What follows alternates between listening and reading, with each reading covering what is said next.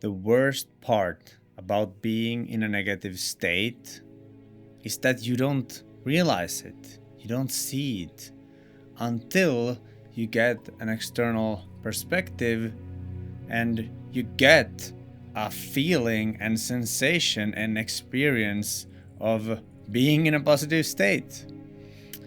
This was my reality a lot of years where I used to complain, I used to blame, I used to come up with all kinds of negative excuses on why my life is so bad. And I failed to see that I myself created that life that was so bad, in my opinion. And I know this can be a tough pill to swallow, and not many people want to hear this, but we are all responsible for the life that we have created for ourselves. And yes, you might think that it's not your fault that you're in this situation, it was that person or it was that situation. But in reality, you have made all the choices that took you to that situation you're in right now. And if we think about the power of choice, in every situation, we have the choice to decide what our attitude is. We have the choice to see if this is something we can learn from, or if this is something we can enjoy, or what the general theme of that situation is. Most of the time, the world is trying to teach us something. And when we embark on this journey on being eternal students and realizing that we're not perfect, we don't know everything, this is when the real growth happens. Let's take, for example, an alcoholic. This is a thing that everybody understands. An alcoholic struggles with alcohol addiction, but most of the alcoholics actually don't see themselves as alcoholics. They blame some external thing. They're like, no, I'm not an alcoholic. I drink because of this, or this is the reason, or I'm so whatever. They are in victim mode until one day they have the courage, and this is the only way out of alcoholism, is they accept, wow, I'm an alcoholic. And that day is the day they take responsibility for their own life. They accept where they are, and that's when they can start to change.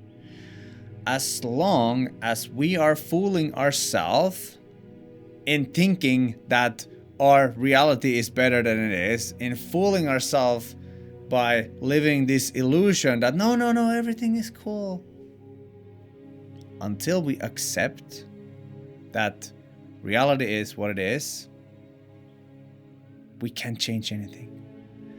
Once we fully accept and embrace, yes, this is the reality, a sense of burden kind of goes away. These weights goes away because you start to become authentic. You start to follow who you are. You start to admit your mistakes.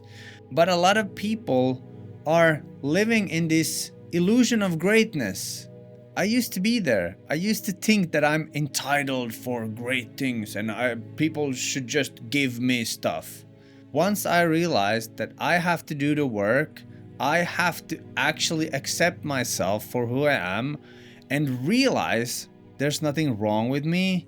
And then I start to build up myself from that, my self-worth, my self-love, my concept of myself, basically my identity.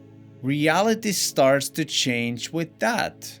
So the biggest pitfall here is that we think that things are better than they are. We live in an illusion that somehow we are supposed to get more, or deserve more, or whatever it is. There's nothing wrong with accepting a condition. because that actually empowers you. You become more powerful by accepting things as is, because that evens out, it balances out the energy field, and this is how you can start to grow. Without growth, we stay stuck, and that's why so many people are stuck, because when we become adults, we are supposed to know stuff, we are supposed to be ready, but that's an illusion. We are actually supposed to learn until the day we die. We are actually supposed to grow and evolve and expand, and without being humble, without being small, we can't learn. So I've started to embrace being a child again. Kind of this mentality of, okay, I don't know. I don't have to try to prove myself to anyone. If someone has a different opinion, okay, maybe I'll try to play with that. Maybe I'll stay open-minded, because I'm not actually sure what any of this is. Like, it's said to me that we live on a planet that is traveling through space, and the smaller you go into the micro, it's like these atoms and particles and stuff like that. When you start thinking about that, how could you know anything? Like, where are we? We're somewhere in space, and what is this space? What is life? What is consciousness? What is anything? What is energy? Where did it come from? I don't know. And as long as I stay humble and don't get this grandiose idea of myself that I know stuff and I'm supposed to know stuff, I'm just like, I'm adult, now I know stuff. No. And to be honest, I don't know if we're ever gonna know. And maybe this is just an endless simulation that just keeps on expanding and expanding, and we can just make new discoveries all the time. Because if we think about the world 30 years ago, it was totally different, and even like iPhones and stuff that we can do today that everybody has in their pockets was just science fiction and just craziness. That couldn't have been possible back then, but now it's just like, yeah, it's totally normal. So the purpose with this video is not to push anyone down or say that you aren't supposed to know things. The message is to know your own truth, and when you find your own truth, and when you stop self-deceiving yourself, in my opinion, that's where growth starts. But that's just my opinion, and I invite you to actually create your own opinion, because when we create our own worldview and our own unique truth, and we accept that other people have different truths, that's when we reach a new height of awareness and consciousness, because it's not about battling anymore. It's about being inspired about how someone else can see things and how someone else can experience things. So basically, we're just here sharing experiences, and I think this technology that we have with videos and audio, and that we can actually reach people from all over the world, it's great. But the pitfall to greatness is that we think that we're ready. I truly believe that if we stay as students all of our lives and build on that, one day we might know more than we know today. And isn't that the point in life? To just grow. I want to end this video on the note that negativity isn't actually bad. It's just one end of the spectrum of negative and positive. So once you accept that negativity isn't bad, it's more easy to accept that, yes, I have been negative. I used to complain. I used to blame. I used to not take responsibility for anything in my life. Freedom comes from accepting that and saying it out loud.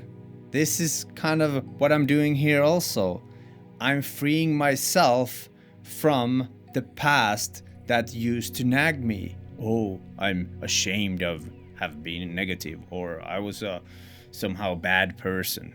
No, it was okay. That happens. Then I grew and I understood that maybe negativity isn't the way I want to live my life. If I can choose, why wouldn't I choose a positive life? And that's what I've done. And it's so simple when you realize it, but I'll let you think about that for a while. If you want to be positive or negative, it's actually a choice. My name is Mitz. Thank you for watching. I'll see you in a future video. Peace out.